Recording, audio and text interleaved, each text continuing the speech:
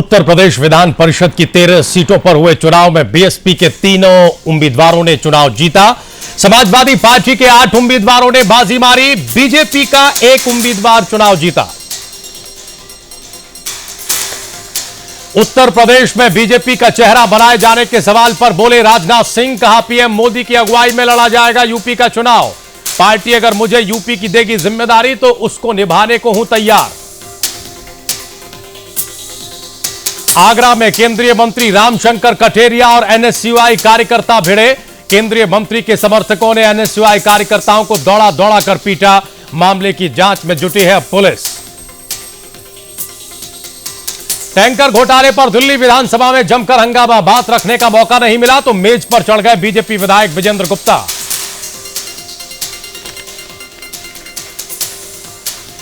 और फिल्म उड़ता पंजाब की सुनवाई सोमवार तक के लिए टली। बॉम्बे हाईकोर्ट का बयान, कहा सेंसर बोर्ड का काम सर्टिफिकेट देना है न कि सेंसरशिप लगाना।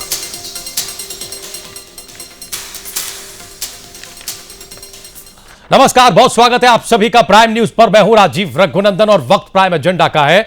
जिसकी आशंका थी वो नहीं हुआ। समाजवादी पार्टी के 8 उम्मीदवार एमएलसी का चुनाव जीत गए। हालांकि माना जा रहा था कि जिस तरह से उत्तर प्रदेश के एमएलसी चुनाव में क्रॉस वोटिंग हुई है उससे यह साफ लग रहा था कि समाजवादी पार्टी को बड़ा झटका लग सकता है, लेकिन अचानक बाजी पलट गई।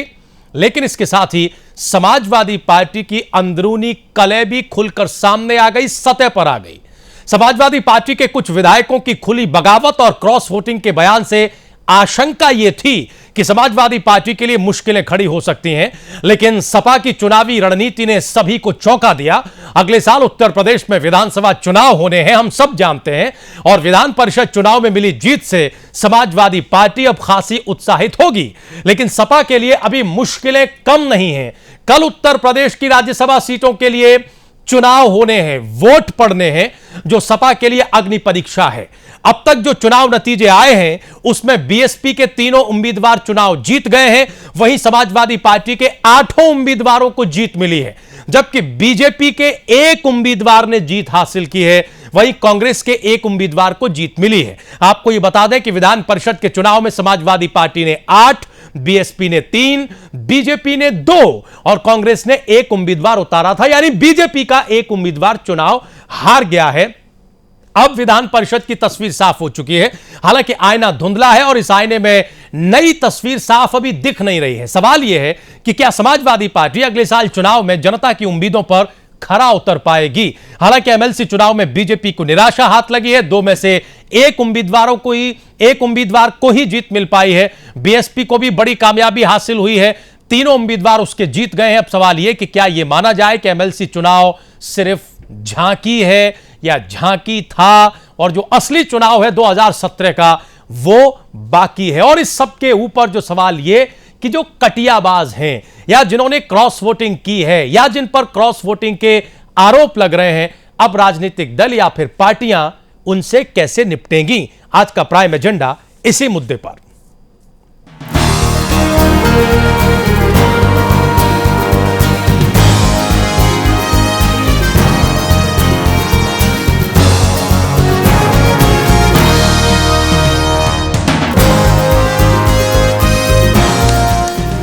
और आज की इस डिबेट में हिस्सा लेने के लिए कई खास मेहमान हमारे साथ जुड़ चुके हैं। हम जल्दी से आपका परिचय अपने उन मेहमानों से करा दें। बहुत ही सम्मानित सीनियर जर्नलिस्ट, वरिष्ठ पत्रकार हमारे साथ मनमोहन शर्मा जी स्टूडियो में है। मनमोहन शर्मा जी, आपका बहुत बहुत स्वागत है। हमारे साथ हरीश चंद्र श्रीवास्तव जी जुड़ चुके हैं, नेता प्रवक्ता भारतीय जनता पार्टी। हमारे साथ बंशी पहाड़ी साहब जुड़ चुके हैं, नेता हैं, विधायक हैं कांग्रेस पार्टी के। सभी मेहमानों का बहुत स्वागत है। हम पहला सवाल लेना चाहते हैं मनमोहन शर्मा जी आप ही से कि अगर हम मोटा मोटी देखें, ये जो एमएलसी के चुनाव हुए जिनमें काफी आशंका थी, पहले क्रॉस वोटिंग की आज दिन भर बहुत सारी खबरें आती रहीं, क्या हम ये माने कि ये सिर्फ झांकी है? ये अभी विधायकों ने जिन पर ये आरोप लगे हैं उन्होंने सिर्फ एक तरह का टेलर दिखाया है, असली पिक्चर हम 2017 में देखेंगे? सर देखिए, बात ये है कि क्रॉस वोटिंग तो हुई है, ये तो सब मानते हैं। अच्छा, इसके बावजूद भी अगर समाजवादी पार्टी के उम्मीदवार जीत गए हैं तो ये तो बेहतर है कि उनकी रणनीति सही थी। अच्छा, मगर इसका असर आने वाले चुनाव पर बहुत ज़्यादा पड़ेगा, मुझे ऐसा लगता नहीं। क्योंकि देखिए, विधायकों का जो वोटिंग देने का पैटर्न है वो अलग होता है, जनता का अलग होता है। बिल्कुल ठीक सर।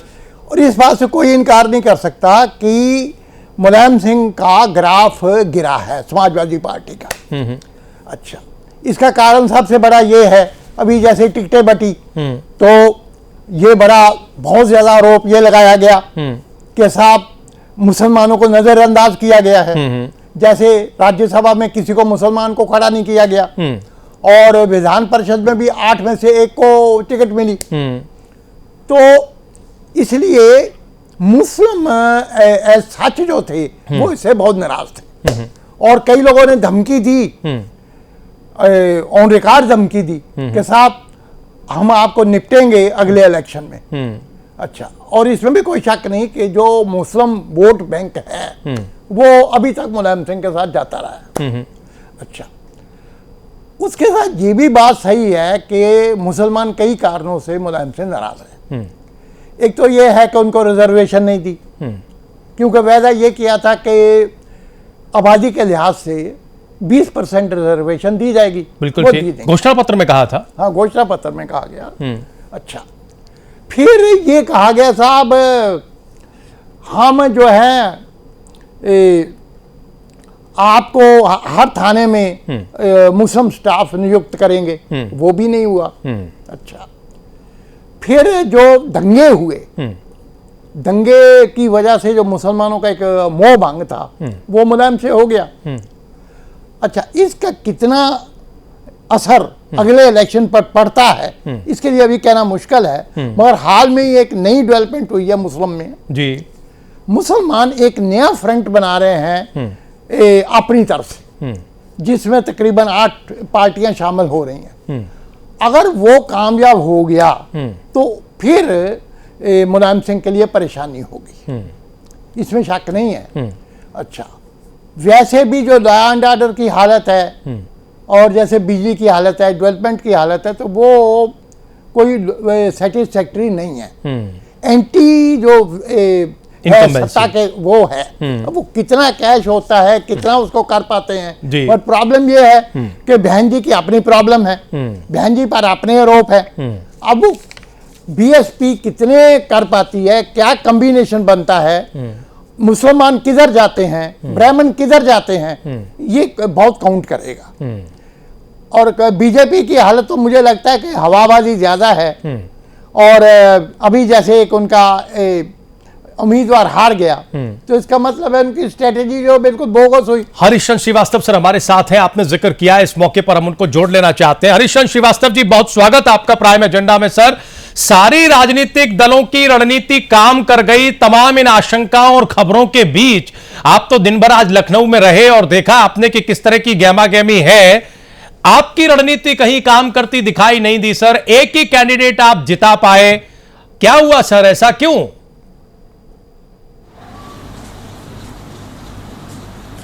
रघुनंदन जी, देखिए, हमारे पास तो पहले से ही विधायक कम थे और हमारा जो एक कैंडिडेट क्लियर कट, एक प्रत्याशी हमारा क्लियर कट निकलना था।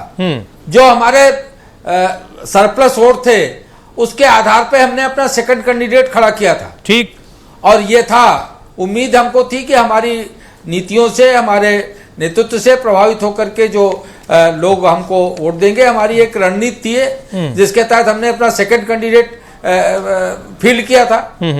तो ये तो पहले से तय था कि चूंकि भारतीय जनता पार्टी के पास वोट कम है तो निश्चित रूप से तय था कि हमारा सेकंड कैंडिडेट कहां से जीतेगा। लेकिन हमारी एक रणनीतिक वो थी कि जिसके कारण हमने उसको फील्ड किया था। नहीं श्रीवास्तव जी, तब सवाल यह है कि जब आप खुद ये मान रहे हैं कि आपका केवल एक ही कैंडिडेट कंफर्टेबली जीत सकता था, फिर आपने दूसरा कैंडिडेट खड़ा ही क्यों किया? क्योंकि इस हार से मैसेज क्या जाएगा, कम से कम ये तो सोचना चाहिए था। और या मनमोहन शर्मा जी भी ये कह रहे हैं कि साहब हवाबाजी ज्यादा उत्तर प्रदेश में आप लोगों की दिखाई दे रही है, कहीं कुछ ऐसी स्थिति 2017 में न बन जाए श्रीवास्तव जी? नहीं, आदरणीय शर्मा जी जो कह रहे हैं वो उनका अपना व्यक्तिगत मत अभिमत हो सकता है, लेकिन ये जो विधान परिषद का चुनाव है और जो विधानसभा का चुनाव होगा, दोनों बिल्कुल फर्क होते हैं। इसमें तो विधायकों को चुनना होता है, उसमें जनता का सीधा चुनाव होता है। तो ये जो बात वो कह रहे हैं कि तो ये उनके अपने व्यक्तिगत मत अभिमत हैं। हर राजनीतिक दल अपने रणनीति के हिसाब से चुनाव में अपने प्रत्याशी भेजता है। अच्छा श्रीवास्तव जी ये बताइए, इसी के तहत भारतीय जनता पार्टी श्रीवास्तव जी ये बताइए कि खड़ा किया था। नहीं, आपको क्यों ऐसा लग रहा था कि आपके दूसरे कैंडिडेट को बाकी पार्टियां समर्थन कर देंगी? ऐसा अनुमान या ऐसा मानकर आप लोग क्यों चल रहे थे? नहीं देखिए, ऐसा है कि हम रघुनंदन जी, हम अपना जो सरप्लस वोट्स है वो हम सपा बसपा या कांग्रेस को तो देने नहीं जा रहे थे। तो हम अपने सरप्लस वोट पे हमने अपना कैंडिडेट खड़ा किया, इसमें क्या दिक्कत है? नहीं, लेकिन आप उसे जिता नहीं पाए ना सर। हाँ, तो वो तो जब हमारे वोट उसके लिए पर्याप्त तो नहीं थे तो हम पहले से मान के चल रहे थे। मतलब इसमें किसी तरह का फेल्योर नहीं है। हम ये माने कि जो सरप्लस वोट है वो कहीं बिखर न जाए और बाकी पार्टियों के पास न चला जाए, इस आशंका से ग्रस्त होकर आपने दूसरे कैंडिडेट को खड़ा किया तमाम कैलकुलेशन के बावजूद, न कि उसे जिताने के लिए। हम इसे ऐसे इंटरप्रेट कर ले श्रीवास्तव जी? देखिए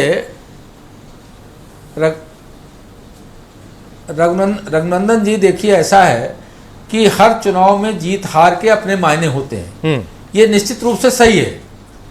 परंतु वो हमारी पार्टी के नेतृत्व का एक रणनीतिक फैसला था और उस रणनीतिक फैसले के तहत पार्टी नेतृत्व ने अपना सेकंड कैंडिडेट खड़ा किया। अब इसके अलग अलग लोग अलग अलग अर्थ लगाएंगे, लेकिन ये विशुद्ध रूप से पार्टी की एक रणनीति थी। ठीक है, हम जरा चर्चा से यह भी समझना चाह रहे हैं, हालांकि पूरा पैनल इस बात को जानता और मानता है, सभी वरिष्ठ लोग हैं कि साहब इसका और 2017 का कुछ सीधा लेना देना नहीं है। बंसी पहाड़िया साहब, आप कैसे देख रहे हैं इन चुनावों को? एक कैंडिडेट आपने उतारा था, आपको एक सीट पर जीत मिली, बहुत संभावित था, लेकिन आज जिस तरह की क्रॉस वोटिंग की खबरें आई सर, जिस तरह से एक राजनीतिक दल के कुछ सदस्य दूसरे राजनीतिक दल के साथ दिखे, ये किस तरह के मायने हैं? ये क्या संकेत दे रहा है बंसी पहाड़िया साहब?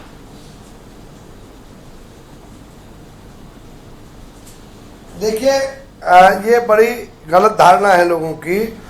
हमारे 29 एमएलए थे, 29 एमएलए में एक हमारे एमएलए बीमार है, 28 से एक हमारी पहले ही अलग हो चुकी है। हम 27 एमएलए थे, एक वोट हमारा कैंसिल हुआ, 26 वोट हम पाए। हमारी पार्टी बिखराव की तरफ नहीं थी, हम सब एक थे और हमारा एक ही जिताने का लक्ष्य, हमने जिता लिया। तो कैसे देखें हम इन्हें? 2017 से जोड़े या न जोड़े, या हम ये माने कि 2016 की एमएलसी की चुनौतियां अलग थी, उसमें अलग अलग पार्टियों ने अलग अलग रणनीति बनाई और उसमें वो कामयाब रही। बीजेपी अपने एक कैंडिडेट को नहीं जिता पाई, उसके पीछे वो अपनी अलग रणनीति बता रही है। इसका 2017 से कुछ लेना देना नहीं। हमारी लड़ाई बीजेपी के झूठ से थी है। इन्होंने विकास की बात कही जो शून्य पे आए हैं, इन्होंने व्यवहार की बात की जो झूठ बोल के आए थे, व्यवहार का गंदा साबित हुआ। आज ये व्यापार में उतर आए, क्रॉस वोट कराने के लिए राज्यसभा में भी आना चाहते हैं और इनकी हैसियत वहां भी नहीं थी, यहाँ भी नहीं है। ये कल भी कोई ना कोई नाटक करेंगे, इनका प्रत्याशी वापिस बैरिंग बंबई लौट जाएगा। इन्होंने जो राजनीति में गंदापन साबित करने की कोशिश की है, विधायक उस बहकावे में नहीं आएंगे और कल भी कपिल सिब्बल साहब भारी बहुमत से जीतेंगे। हरीश जी जवाब दे दीजिए। आपका जवाब लेने से पहले हम बता दें कि सुधींद्र भदौरिया साहब जुड़ चुके हैं। मैं बता दूं, ठीक है, सुधींद्र भदौरिया साहब जुड़ चुके हैं हमारे साथ। हम ये परिचय करा दें। भदौरिया साहब, बहुत स्वागत है आपका इस डिबेट में। हरीश जी अब जवाब दीजिए। बड़े गंभीर आरोप लगा दिए पार्टी का कुल एक प्रत्याशी है कि आप नहीं कि आप नोटों के जरिए एमएलसी के चुनाव में भी और राज्यसभा के चुनाव में भी खेल करना चाह रहे हैं। आदरणीय शिव प्रताप शुक्ला जी हमारे प्रत्याशी हैं। हमने निर्दलीय प्रत्याशी को अपना सरप्लस मत दिया है। और दूसरी चीज, कांग्रेस यही हमेशा करती रही है। जिस गंदे खेल की बात वो कह रहे हैं, ये कांग्रेस की प्रैक्टिस में रहा है अब शुरू से लेके अब तक। वही जो इनकी मानसिकता है वही वो दूसरे में देखते हैं। रघुनंदन जी, एक हमारे आज तक कुछ नहीं करता है। हमारे आज तक कोई इस देश की गरीबी को 18 साल तक लगातार गरीबी हटाओ तो गरीबी तक मत ले जाइए। आज सेंट्रिक, देश की जनता को आज के मुद्दे पर सेंट्रिक रखिए सर, गरीबी तक मत ले जाइए।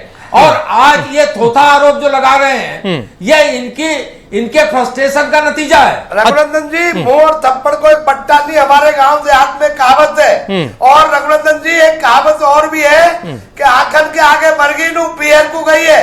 यदि भारतीय जनता पार्टी की पूरी ताकत आज अपने सेकंड कैंडिडेट जिसे मना कर रहे ना हो, तो उसकी एक जांच करा लो। सारी भारतीय जनता पार्टी कल होटल रेनी शाह में पूरी भारतीय जनता पार्टी उसके मैनेजर धन की थैलियां लेकर, लाल बत्ती की गाड़ियां लेकर वहां जमा थे। और इनका ये विधायक भी देश की जनता को उन धन की थैलियों को गिन रहे थे। रघुनंदन जी, विधायक उन धन की थैलियों को गिन रहे थे। आप इनसे पूछिए, हरीशचंद जी आप क्या कर रहे थे? जवाब देंगे। आप धन की थैलियों को गिन रहे थे। बिकाऊ विधायक नहीं है। आज वो तोड़ जवाब तो कांग्रेस को इस देश की जनता दे चुकी है। और उत्तर प्रदेश की भी जनता कांग्रेस को 2017 में मुंह तोड़ जवाब देगी। और कल आप इंतजार कीजिए 2017 होगा। ठीक है, उत्तर प्रदेश अब हरीशचंद जी एक सवाल हम ले लें जरा सुदीन जी से। 14 में मुंह तोड़ जवाब सुदीन जी से सवाल ले लें सर।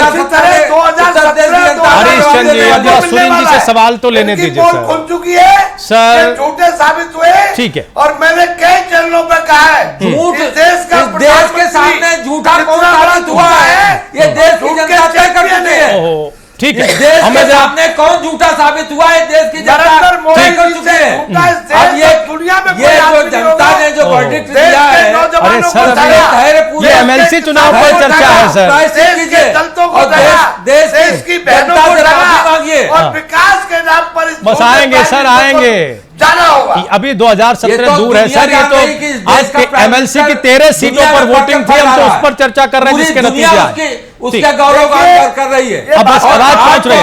अरे सुनिए सर, सुनिए। आपको अगर नहीं सुनाई पड़ रहा है तो आपको अगर नहीं दिखाई सुनाई पड़ रहा है, हरीशचंद जी हो गया। नौजवान इन्होंने पूरी सीमाओं दुनिया की देख बात रही है। कही। बंशी पहाड़िया साहब, पाकिस्तान हावी है। हो गया बंशी पहाड़िया साहब। हरीशचंद जी हो गया सर, हो गया। आज 3 सड़कें बना रहा है। आज ये देश में ठीक है, किसानों बंशी जी के, हो गया। मुसलमानों के, दलितों के हो गया बंशी जी, हो दुश्मन गया, बन गए।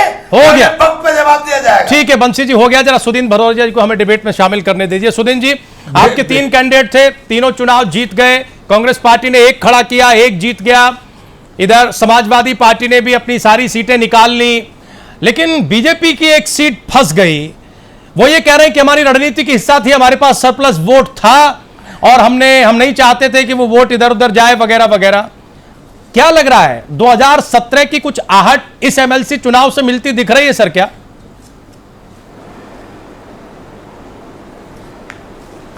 देखिए, इसका जवाब उन्होंने कैसी रणनीति बनाई वही देंगे। हम लोगों ने, जहां तक बीएसपी का प्रश्न है, बहन मायावती जी हम लोगों की पार्टी के राष्ट्रीय अध्यक्ष हैं। उत्तर प्रदेश के संबंध में एमएलसी के चुनाव में जिनको भी हमारे पार्टी के सभी वफादार सिपाही विधायकों ने उनके आदेश का पालन किया है, वोट दिया, हमारे कैंडिडेट जीते हैं। पर मैं एक चीज़ ज़रूर कहना चाहूँगा आपके चैनल पर कि ये परंपरा गलत है कि वोटों को खरीदा और बेचा जाए। जो कुछ पार्टियां करती हैं, जो अपने आप को राष्ट्रीय स्तर पर बहुत प्रभावशाली पार्टियां कहती हैं, वो इस परंपरा को डालते हैं और अन्य प्रांतों में भी हुआ है। इस बार उत्तर प्रदेश में कोशिश हुई है। आपको ये मालूम है कि ये पहले भी कई बार इस तरह की कोशिशें कर चुके हैं। ये लोकतंत्र को कमजोर करने वाली परंपराएं हैं और ये अस्वस्थ परंपराएं नहीं है लोकतंत्र के लिए। तो मैं समझता हूं कि इस तरह की परंपराओं को, इन लोगों को, जो लोग बड़े आदर्शों की बात करते हैं, उनको स्थापित नहीं करना चाहिए। आपके पास विधायक नहीं है तो आप अपने जो भी कैंडिडेट हैं, आपके पार्टी के वफादार कार्यकर्ता हैं, उनको अधिक वोट दे दीजिए। आप पर ये जो खरीद बेच की जो प्रक्रिया है, ये गलत बात है और इसको बढ़ावा नहीं देना चाहिए। भदौरिया साहब एक आशंका बात को रखना चाहता जी। भदौरिया साहब एक आशंका यहाँ बंशी पहाड़िया जो नेता है, कांग्रेस पार्टी के विधायक है, वो जाहिर कर रहे हैं कि कल जो बीजेपी की कोशिश है वो पूरी नहीं होगी। कल राज्यसभा का चुनाव है उत्तर प्रदेश के लिए। आपको भी कुछ आशंका है क्या कि कल कोई खेल, बड़ा खेल उत्तर प्रदेश में हो सकता है? कुछ सूचना आपके पास हो? डिबेट पे हूं। देखिए, मैं कोई ऐसी भविष्यवाणी और न मैं भविष्यवक्ता हूं न भविष्यवाणी करता हूं। हमारे पार्टी के 2 कैंडिडेट लड़ रहे हैं जिनको बहन मायावती जी ने लड़ाया है। मैं इतना जरूर जानता हूं कि हमारे दोनों कैंडिडेट बहन जी ने जिनको घोषित किया है वो बहुत अच्छी संख्या से जीतेंगे और जो हमारे पार्टी के विधायक हैं मुस्तैदी के साथ उनके साथ रहेंगे। जो बाकी लोगों की जहां तक बात है उसकी समीक्षा परिणाम आने के बाद और उनकी क्या भूमिका रही है उसके बाद हम उसका मूल्यांकन करेंगे। मनमोहन शर्मा जी, ये जो आशंका जताई जा रही है, आज के बारे में भी कहा गया कि कैसी कोशिश हुई, हालांकि वो सिरे नहीं चढ़ी, और कल को लेकर बंसी पाड़िया साहब खुलकर ये कह रहे हैं कि क्या क्या होटल रेडिसन वगैरह वगैरह सारा उद्धरण आपने सुना ही। चौधरी बीरेन सिंह का एक बड़ा मशहूर बयान था, उन्होंने कहा था जब वो कांग्रेस पार्टी में हुआ करते थे कि 100 करोड़ रुपए में एक राज्यसभा की सीट खरीदी जाती है। उत्तर प्रदेश क्या उसकी प्रयोगशाला बनता दिख रहा है सर? देखिए, ये तो अब सच्चाई है कि जो भी पार्टी, खासतौर पर जो पार्टी पावर होती है वो खरीदती है वोट, और राज्यसभा में भी जो है वोट खरीदे जाते हैं, ये हर आदमी जानता है। जिसके पास ज्यादा पैसे हैं वो खरीदा जाएगा। और मुझे इस कहने में कोई हिचकिचाहट नहीं है। श्रीवास्तव जी बात कर रहे थे, क्या ये सच नहीं है कि कम से कम 5 प्रदेशों में सरकार पलटने का जो प्रयास है वो बीजेपी ने विधायक खरीद के किया। हालांकि वो विफल रहा, उत्तराखंड में विफल रहा, इसमें अरुणाचल में विफल रहा, मणिपुर में प्रयास किया गया था, वहां नहीं चला। मगर ये जो गलत परंपरा डाली जा रही है और वो लोग डर रहे हैं जो नैतिकता की और आदर्शवाद की और पार्टी विद डिफरेंस की बात कर रहे थे, वो ये खेल खेल रहे हैं। ये कोई लोकतंत्र के लिए शुभ संकेत नहीं है। और ईशान श्रीवास्तव जी, कोई जवाब?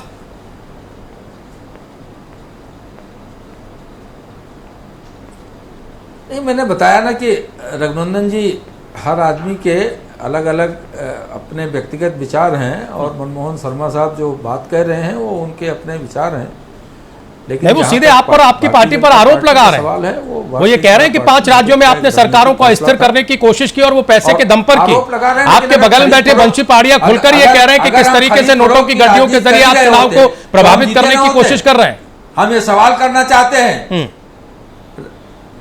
रघुनंदन जी, अगर हम खरीद फरोख्त कर ही रहे होते तो हम जीते ना होते। तो ये आरोप सरासर गलत है और सरासर झूठ है। भारतीय जनता पार्टी इस तरह के राजनीति नहीं करती।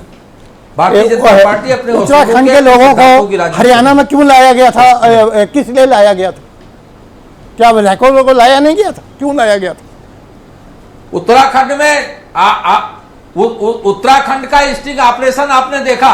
उत्तराखंड में कांग्रेस के विधायक टूटे थे, भारतीय जनता पार्टी किसी के पास नहीं गई थी। मगर तोड़े तो बीजेपी ने ना, ये क्यों नहीं आप भूल जाते हैं? तोड़े तो बीजेपी ने। क्या बीजेपी ने वो कहने तोड़े? वो ये है कि हाई कोर्ट में आपका खेल बिगड़ गया। कांग्रेस के अपने विधायक थे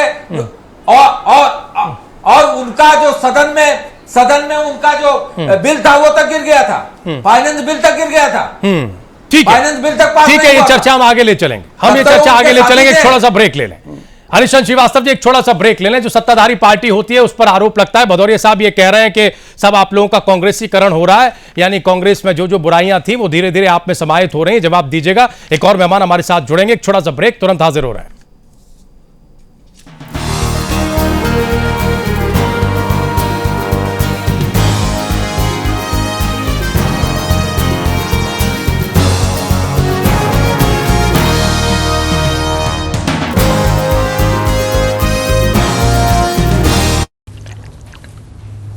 सब ठीक है। डॉक्टर साहब, हाँ बताइए ना, कृष्णा जी ही होंगे ना? मैंने तो बहू से पहले ही कह दिया था, चाहे कुछ भी हो जाए खानदान की नाक नहीं कटनी चाहिए। लड़की है तो आप ही कुछ उपाय बताइए ना। देखिए, आप पेमेंट की चिंता मत करिए। ऐसी ही सोच से शुरुआत होती है कन्या भ्रूण हत्या की। ये सोच भी हत्या के समान है। अपराधी कड़ी से कड़ी सजा के हकदार हैं। बेटे की आंख में बेटियों को बलि मत चढ़ाएं। भारत की आन बान शान में हमारी बेटियों का योगदान। Roop Mantra Ayurvedic face cream and face wash. इसमें है 12 खास आयुर्वेदिक जड़ी बूटियों का संतुलित मिश्रण। ये चेहरे की त्वचा में समाकर उसे अंदर से निखारे और अंदर बनाए। ये कोई कॉस्मेटिक नहीं, आयुर्वेदिक औषधि है। उत्तर प्रदेश के करोड़ों लोगों के चेहरे पर मुस्कान लाने की जिम्मेदारी जिन कंधों पर है, वो कंधे हैं अखिलेश जी के, जिनके प्रयास से सबको साथ लेकर हर समाज, हर वर्ग, हर तबके के लिए योजनाओं की शुरुआत हुई है। गांव में रहने वालों का जीवन स्तर सुधारने के लिए जनेश्वर मिश्र ग्राम योजना शुरू की। इसमें गांव में पक्की सड़कें और नाली बनाने का काम हुआ।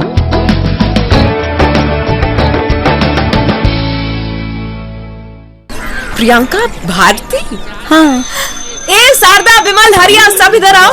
ये प्रियंका, बहुत नाम है इनका। अपनी इज्जत और स्वच्छता की खातिर अपने लगन के दूसरे दिन ससुराल छोड़ने की हिम्मत दिखाई और अपने मर्द से शौचालय बनवाने की मांग की। सुना उसने? जब सोच और इरादा नेक हो तो सब सुनते हैं, जैसे इसके मर्द ने सुना। स्वच्छ भारत मिशन, एक कदम स्वच्छता की ओर। आप भी अपने घर में शौचालय बनवाएं और इस्तेमाल करें।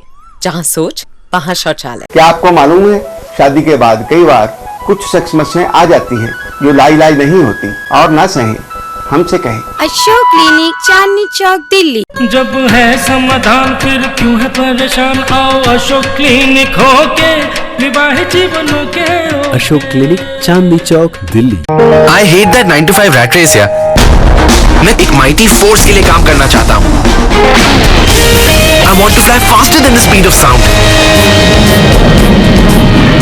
मैं लाइफ का हर पल एंजॉय करना चाहता हूँ, हर डायरेक्शन में, हर फ्रंट पे देश का नाम रोशन करूं, और मैं कुछ भी करूंगा for a job that offers me all this। This is Indian Air Force. Are you up for it?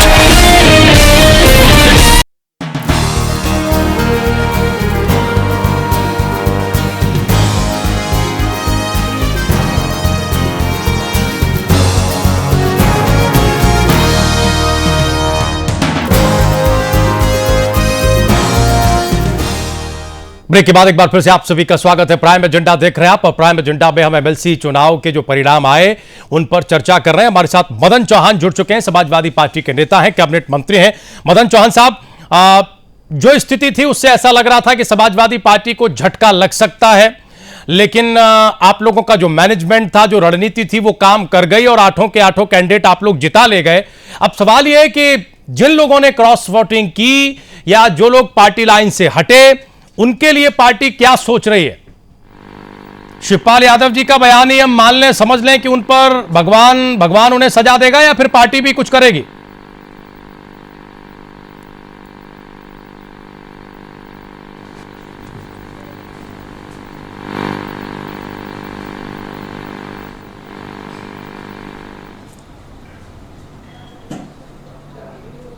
Chauhan साहब, आवाज मिल रही है आपको हमारी? लगता है मदन चौहान की आवाज में कुछ दिक्कत है। हाँ, मदन चौहान की आवाज में कुछ दिक्कत है। हम लौटते हैं सर आपके पास। एक सवाल जरा हम उत्तर प्रदेश की राजनीति से जुड़ा दूसरा ले लें। सुदीन भदौरिया साहब, यह चर्चा बड़ी चल रही है कि हो सकता है कि बीजेपी राजनाथ सिंह को उत्तर प्रदेश में 2017 का चेहरा बनाए, और बीजेपी के तर्क जो आ रहे हैं, हालांकि राजनाथ सिंह अभी इसको स्वीकार नहीं कर रहे हैं, आने वाली बैठकों में इस पर मोहर लगेगी, क्या इससे चुनाव का परिदृश्य बदलेगा?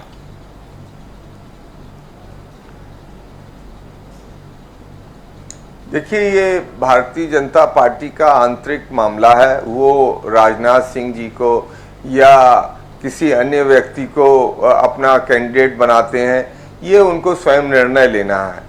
पर मैं इस संदर्भ में 2 बातों को रखना चाहता हूं। ये पहले भी मुख्यमंत्री रहे हैं राजनाथ सिंह जी, और वो उनके नेतृत्व में पहले भी लड़ चुके हैं। परिणाम आपके और पूरे प्रदेश के सामने उस समय के हैं। इनके मुख्यमंत्री रहते हुए चुनाव लड़ा गया था। दूसरी चीज मैं ये कहना चाहता हूं कि ये अगर उन्हीं को बनाए या किसी को भी बनाए, अच्छी चीज है, पर चुनाव में ये निस्संदेह किसी को अपना चेहरा उतार बनाकर ही चुनाव लड़े तो अच्छा होगा इनके लिए, क्योंकि लोगों को पता चलेगा पर मुझे संदेह है कि इनमें और वो जिन लोगों के नाम आ रहे हैं कि वो लोग इतनी हिम्मत दिखाएंगे।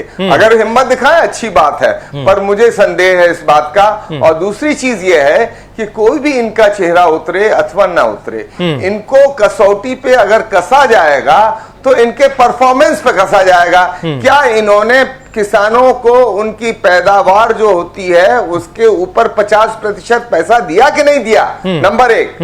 नंबर 2, जो इन्होंने वादा किया था कि करोड़ों नौजवानों को रोजगार देंगे, वो उन्होंने वादा पूरा किया कि नहीं किया? और किसानों ने जो आत्महत्याएं की हैं, बुंदेलखंड से लेके पश्चिमी उत्तर प्रदेश में गन्ना और पूर्वांचल में धान के किसानों ने उनको जो वादे तमाम किए थे, और साथ ही साथ एक और जो हर उत्तर प्रदेश के नागरिक को परेशान करता है, वो प्रश्न ये है, ये जो सबका साथ और सबका विकास की बात थी, फिर क्यों योगी आदित्यनाथ कहते हैं ये देश कुछ धर्म के मानने वालों का नहीं है? नंबर 1। क्यों साध्वी निरंजन कहती हैं ज्योति के ये इस देश में कुछ रामजादे हैं और बाकी कौन से जादे हैं, उस शब्द का वही प्रयोग कर सकती है, मैं नहीं कर सकता हूं। साथ ही साथ इनके मंत्री जो पड़ोस के राज्य के गिरिराज सिंह है, कहते हैं कि बाकी लोगों को खदेड़ दिया जाए अरब खाड़ी के अंदर। और एक चीज जो सबसे महत्वपूर्ण बात है कि इनके पार्टी के राष्ट्रीय अध्यक्ष अमित शाह, वो जो एक बहुत जिम्मेदार पद पर बैठे हुए हैं पार्टी के, वो कहते हैं कि विपक्ष अगर चुनाव जीतेगा तो उसका जश्न पाकिस्तान में मनाया जाएगा। क्या लोकतंत्र में विपक्ष जीतता है तो लोकतंत्र मजबूत होता है कि वहां पर दूसरी विदेशी ताकतें मजबूत होती हैं? मैं समझता हूं विपक्ष में बहुत समय तक बीजेपी भी रही और इस बार वो जीते हैं, तो क्या कोई अन्य देश मजबूत हुआ? उनकी पार्टी मजबूत हुई, लोकतंत्र मजबूत हुआ। पर इस तरह की धारणा रखना ये लोकतंत्र के लिए हानिकारक ही नहीं है, ये संविधान की मर्यादाओं के विपरीत है। और इस पार्टी से ये पार्टी इस मानसिकता से ग्रस्त होती जा रही है। ठीक है, मदन चौहान साहब की आवाज हमें मिलने लगी है, ऐसा बताया जा रहा है। मदन चौहान साहब, हमारा सवाल आपने सुना होगा, आपकी आवाज अब मिल रही है, प्लीज जवाब दीजिए सर। जी जी जी जी बताइए, दोबारा बताइए। सवाल यह है कि आपकी रणनीति तो काम कर गई, 8 के 8 कैंडिडेट आपने जिता लिए एमएलसी चुनाव में। खतरा यह था कि क्रॉस वोटिंग का कहीं कोई असर न दिख जाए, सुबह से जैसी तस्वीरें आ रही थी। लेकिन अब जिन लोगों ने पार्टी की निष्ठा के विपरीत काम किया, उन पर कोई कड़ी कार्रवाई होगी या नहीं होगी? देखिए, कड़ी कार्रवाई का जहां तक सवाल है, वैसे तो जब हमारा नैतिकता का स्तर गिरता है, जब हमारे नैतिक मूल्य गिरते हैं, तो दो तरफ से सजा मिलती है। एक तो कानून तौर से नियमों के तहत मिलती है, एक दूसरी भगवान जी के द्वारा मिलती है, ईश्वर के द्वारा मिलती है। तो वो दोनों सजा मुझे पूरी उम्मीद है कि जरूर मिलेगी। नहीं, पार्टी कुछ करेगी सर, नहीं करेगी? क्योंकि दिन भर से जो बयान आ रहे थे वो बड़ा कड़ा संदेश दे रहे थे।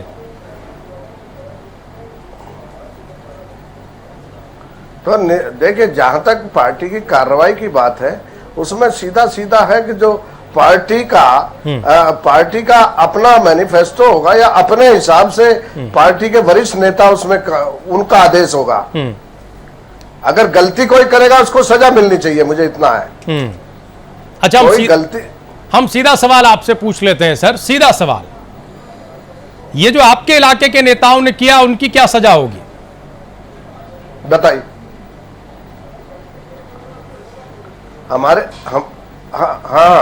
हमारे इलाके के नेताओं ने जो किया, जिस तरीके से उनकी तस्वीरें साझा हुई, मीडिया में आई, उन्होंने जैसे फोटो खिंचवाए, उससे कैसे निपटेंगे?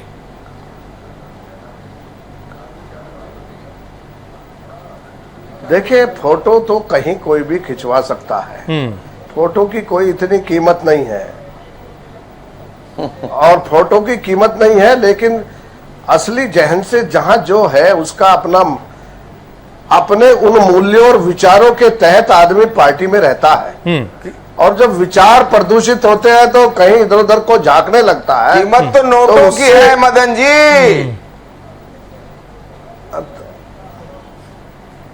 जी, सुदीन जी हमारे साथ मौजूद हैं। मदन जी वो कह रहे हैं कि कीमत विचारों की नहीं, नोटों की है। वो कुछ आज दिखाई दी, शायद असर न हुआ हो, कल बड़ी तादाद में दिखाई देने वाली है।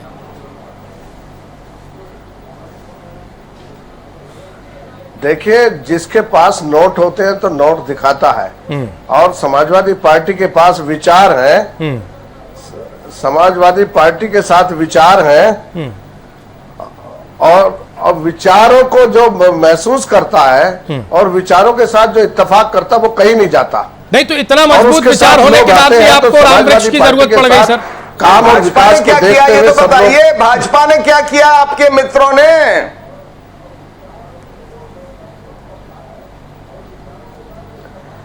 देखिए, भाजपा हमारे मित्र नहीं है। भाजपा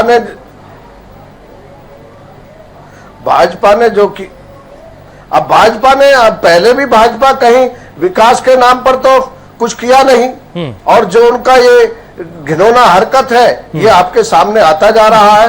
वो और जहां थे उससे बहुत नीचे चले गए। इसलिए उनका मिशन विकास और सम्मान नहीं है, उनका मिशन है किसी तरह कोई ऐसा रास्ता मिले जो शॉर्टकट जाता हो, और उससे जो है जनता को प्रभावित करके हम आना चाहते हैं। इसमें पर्दाफाश होने जा रहा है।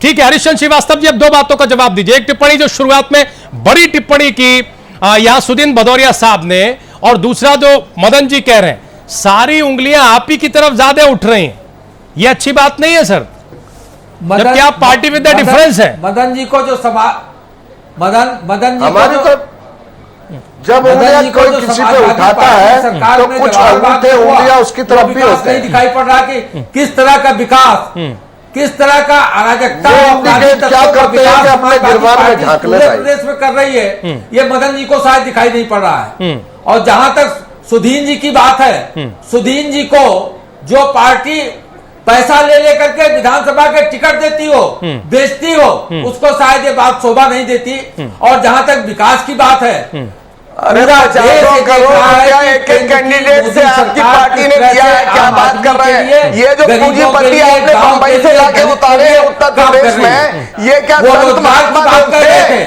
ये क्या संत महात्मा लोग आपने बताया है राज्यसभा के चुनाव में? 4 करोड़ लोगों को रोजगार के नहीं, ये जो संत महात्मा लोग गुजरात से आके उत्तर प्रदेश में लड़ रहे हैं, मुंबई से आके गाँव के आर्थिक ढांचे के विकास के लिए मोदी सरकार काम कर रही है। ये पहली सरकार है, ये पहली सरकार है कि गांव के विकास के लिए इतना फंड दिया। सुदीन जी, आपकी सरकार का, सुदीन जी बसपा का ट्रैक रिकॉर्ड क्या रहा है? अरे भैया, मारे गए, आपकी सरकार का क्या ट्रैक रिकॉर्ड रहा है? 3 सीएम मारे गए, और कितने अधिकारी जेल में आपकी सरकार की वजह से? आपकी सरकार में क्या लूट हुई और किस तरह से अपराधी हावी रहे, ये आपका ट्रैक रिकॉर्ड उत्तर प्रदेश की जनता के सामने है।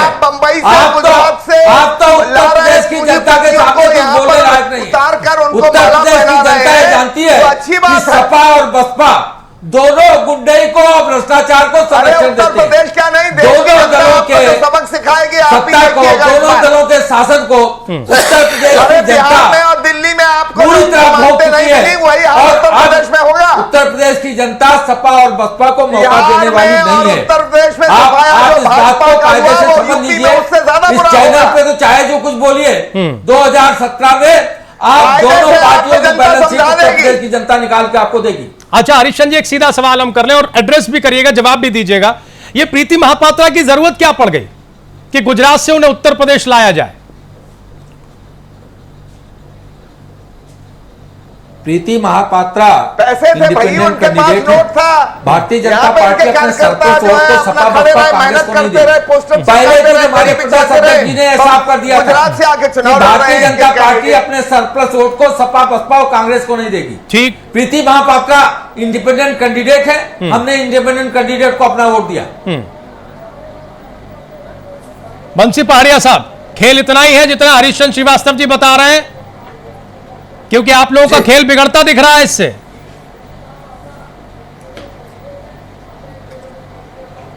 देखिए रघुनंदन जी, भारतीय जनता पार्टी का काम है देश में झूठ बोलो, जनता को भ्रमित करो, इनका एजेंडा है। कांग्रेस जो अब तक करती रही, बोलने मैं तो बोला, कांग्रेस जो अब तक आजादी के बाद से करती रही, बोले मैं नहीं बोला, इस देश की बदहाली, ये एक परंपरा की बदहाली का एकमात्र कारण कांग्रेस है। और वही बात है दूसरों पे थोपते हैं। गलत बात। मनमोहन शर्मा जी ने जो कहा कि ये धन बल पर झूठ बोलकर, विकास का नाम लेकर, नैतिकता की नाम की दुहाई देकर जिस तरह देश की राजनीति का माहौल खराब कर रहे हैं, देश की जनता इन्हें समझ चुकी है। अभी सुधीर भदौरिया जी और मदन चौहान जी विकास की बात जब कर रहे थे तो इनको बड़ा टीस लगी। रघुनंदन जी, मैं ग्राम पंचायत का सदस्य रहा हूँ निर्वाचित, मैं बीडीसी का सदस्य निर्वाचित, ग्राम प्रधान निर्वाचित, मेरा छोटा भाई की पत्नी ब्लॉक प्रमुख, मेरी पत्नी जिला परिषद, और मैं इस समय एमएलए हूँ। मेरे घर में 4 बार बीडीसी, 2 बार प्रधानी। मैंने आज तक इतना झूठ जो देश की सरकार बोल रही है, उसके मुखिया नरेंद्र मोदी बोल रहे हैं, आज पूरे उत्तर प्रदेश के किसी गांव में मैं किसी की तायदी नहीं कर रहा। यदि सपा सरकार की गांवों के प्रति, किसानों के प्रति हमारे अलावा सिंपैथी नहीं होती तो आज हम पूरे उत्तर प्रदेश में धूल भरी सड़कें होती। आज जो काम हुआ है, जिस तरह माननीय अटल जी की सरकार थी, माननीय अटल जी की सरकार थी, विधायक जी याद कर लीजिए, देखिए प्रधानमंत्री सड़क योजना लाकर जवाब दीजिएगा। उनकी बात से ऐसा लग रहा है जैसे सपा के साथ कुछ नजदीकी बढ़ रही है कांग्रेस का।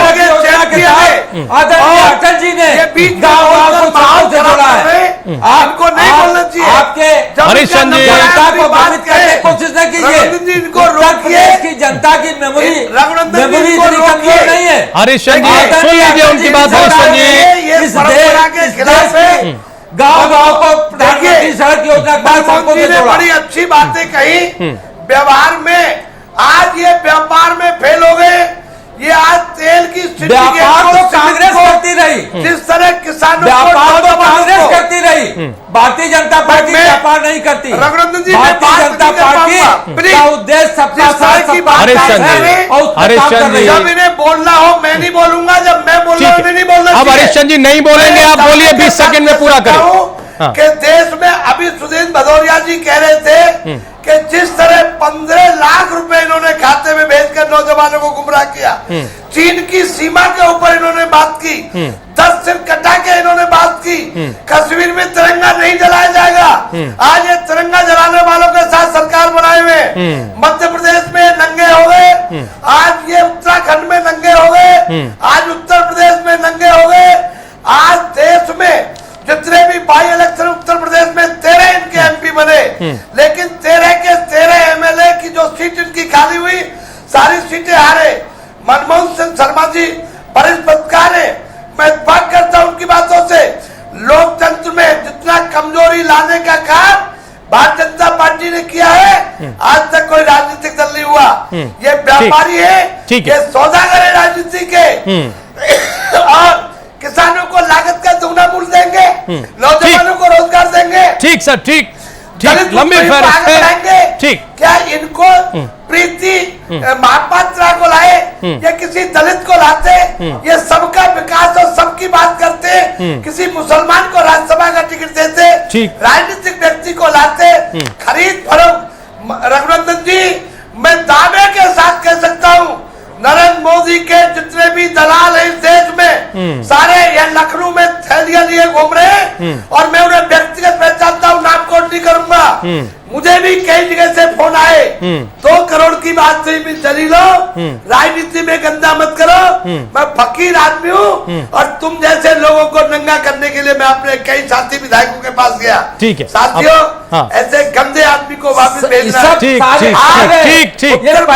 कल का इशारा मिल रहा कर रहे थे, कल का इशारा मिल रहा। इनको मालूम है इनकी, मुझे लगता है इनका लगता है सौदा नहीं पड़ा, इसलिए इस तरह की बात कर रहे हैं।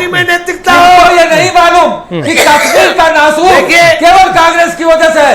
पंजाब में हालत, ठीक है सर, ठीक है, केवल कांग्रेस की वजह से देश की जो दुर्गति है, उसका एकमेव कारण कांग्रेस है। कांग्रेस का लीडरशिप रही, जो हालत कांग्रेस की एक करके सर हो गया।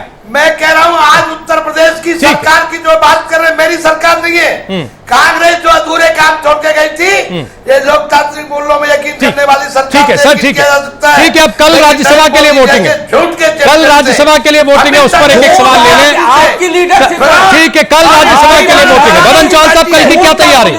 बस ठीक है, ठीक ठीक सर, हो गया। अपने अंदर झांकिए, बहुत आरोप प्रत्यारोप हो गया और कांग्रेस के इतिहास में हो गया, नरेंद्र मोदी, अमित शाह नरेंद्र मोदी को हो गया सर, हो गया, हो गया। मदन चौहान जी से सवाल ले लीजिए, हो गया। थूकने की जैसी बात आप इनका देख रहे हैं, मुझे अब और लोगों से भी सवाल लेने दीजिए सर। ये दूसरों के मामले, ठीक है, हरीशचंद्र जी हो गया सर, हो गया। बंसी पहाड़िया साहब हो गया, उसका जवाब आपको मिलेगा। ठीक है रघुनंदन जी, जब इनका टाइम आए बोले। ठीक है सर, हो गया। आपके भी 20 सेकंड हो गए। बंसी पहाड़िया साहब हो गए 20 सेकंड, अब आगे बढ़ने दीजिए। मदन चौहान साहब आवाज मिल रही है? मदन चौहान जी ठीक, बदनाम सरकार आज तो आपने फंसा पेच निकाल लिया। कल की क्या तैयारी मदन चौहान साहब? बस ठीक है, हो गया। नेहरू फैमिली, सोनिया गांधी, राहुल गांधी, ठीक है सर, ठीक है, ठीक है। मजबूत है, कोई दिक्कत नहीं है, और तैयारी तो उन लोगों ने करनी होती है। अरे दिमाग में मदन चौहान जी की बात सुन लीजिए ना।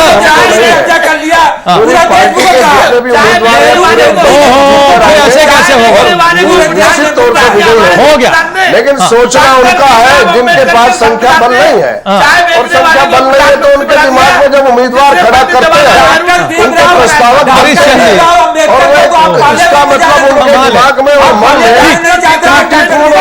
पूरी भावनाएं हैं, और वो खरीद ब्रेक ले जाना पड़ेगा, जिताना चाहते हैं। हरीशचंद्र जी, बंसी पहाड़िया साहब ब्रेक लेना पड़ेगा, लेकिन ब्रेक के लिए रुकना पड़ेगा। हो रही है, इसके मूल्य कुछ नहीं है। देखिए सारा ठीक है, एक ब्रेक लेते हैं, ठीक ठीक है सर, एक छोटा सा ब्रेक ले रहे हैं, एक छोटा सा ब्रेक ले रहे हैं, वापस लौट रहे हैं तो हम आखिरी सवाल लेंगे। एक छोटा सा ब्रेक ले रहे हैं।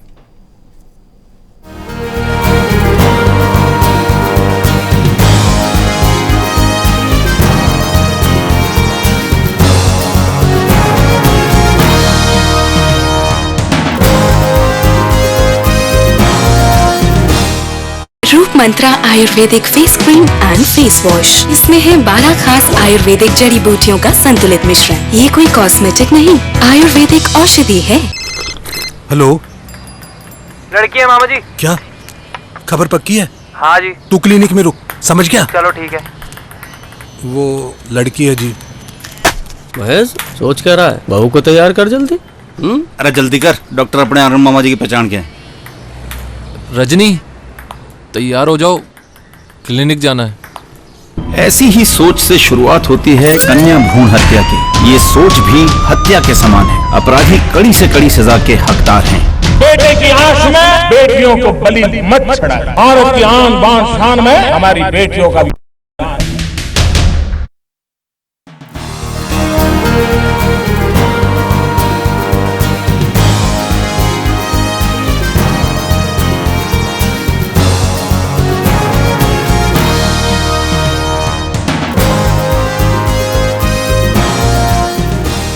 ब्रेक के बाद एक बार फिर से आप सभी का स्वागत है। प्राइम एजेंडा में हम लास्ट रिएक्शन ले लेते हैं मनमोहन जी से। मनमोहन जी, बातें और आदर्श तो हर राजनीतिक दल के पास हैं और वो करती भी हैं, लेकिन कल को लेकर क्या उत्तर प्रदेश एक नई प्रयोगशाला के तौर पर देश की राजनीति में जाना जाएगा? ये जो प्रीति महापात्रा को लाया गया, या वो खुद आई गुजरात से, और तमाम तरह के दावे हो रहे हैं, आशंकाएं अलग अलग राजनीतिक दलों की अपनी अपनी जगह हैं। क्या वो खेल देखा जाएगा? क्या वो पैसे का मैनेजमेंट हम फिर देखेंगे? देखिए, अभी तक तजर्बा ये है कि जब भी राज्यसभा का चुनाव होता है तो थैलियों का खेल होता है। बहुत सालों की बात है, दिल्ली के एक सज्जन व्यापारी थे, वो कांग्रेस की टिकट पर राज्यसभा का चुनाव यूपी से लड़े और उन्होंने कहा, चुनाव हार गए वो। तो उनसे बात हुई तो उन्होंने कहा, कुछ नहीं भाई, 50 करोड़ रुपया मैंने फालतू खराब कर दिया है। और ये सच बात है कि राज्यसभा का चुनाव जैसे बरिंदर सिंह जी भी ने कहा था कि 100 करोड़ रुपया जेब में होना चाहिए। ये जो गुजरात से लाया गया है, मेरे ख्याल में महापात्रा जो है वो गुजरात के नहीं होते हैं, वो उड़ीसा के होते हैं। अब वहाँ उनका क्या खेल है, वो व्यापारी हैं, उद्योगपति हैं, मगर उनको लाया गया तो उनको यही सोच के लाया गया कि वो लोगों के वोट खरीद कर कुछ खेल कर सके, अब तो थैलियों का खेल है। ये दर्श तो फालतू की बात है जिसमें कुछ दम नहीं है। जो भी पार्टी पावर में आती है, कांग्रेस ने जो कांटे बोए थे वही कांटे हर पार्टी काट रही है। आदर्श गत स्थापित हुए, उस पर हर पार्टी चल रही है, हर पार्टी थैलियों का खेल खेल रही है। आदर्श विदर्श की फालतू की बातें हैं। एक छोटा कमेंट हरिचंद श्रीवास्तव जी, एक छोटा सा कमेंट सर, 20 सेकंड में।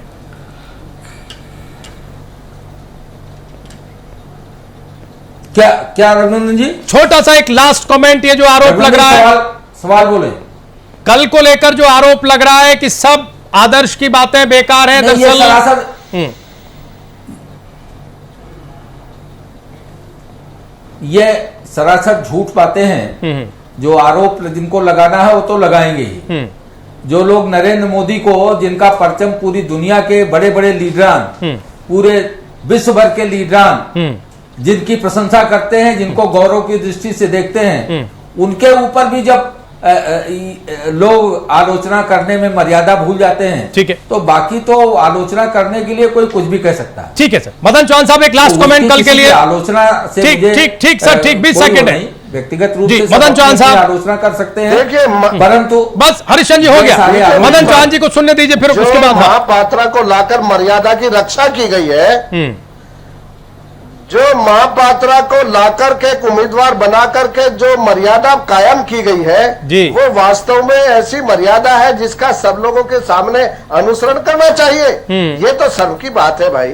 ये तो इस तरह की बात है कि जहां अपनी कपटपूर्ण राजनीति से आदमी आगे की बात करना चाहता है, तो इससे बहुत बड़ा प्रभाव पड़ता है। और ये आज की जनता बेवकूफ नहीं, आज की जनता बहुत समझदार और विवेकशील है। वो जानती है कौन कपटपूर्ण राजनीति करके पावर में आना चाहता है। तो उसके लिए ये उदाहरण बहुत सफिशिएंट है। और अभी कल बाकी है, महापात्रा हो या कोई भी हो, वो कितना ही थैली खोल ले, लेकिन जो लोग, जो समझदार लोग, विधान सभा के लोग हैं, वो सब जानते हैं कि कितने दिन थैली चले। ठीक है, बंसी पहाड़िया साहब, तो ये कांटे कांग्रेस ने बोए हैं और अब कांग्रेस ही काट रही है, विचारधारा है। ठीक है सर। बंसी पहाड़िया साहब, कांग्रेस के बोए हुए कांटे हैं ये, और अब वही देश को काटने पड़ रहे हैं। सीधा आरोप है मनमोहन जी का। 20 सेकंड में जवाब दीजिए।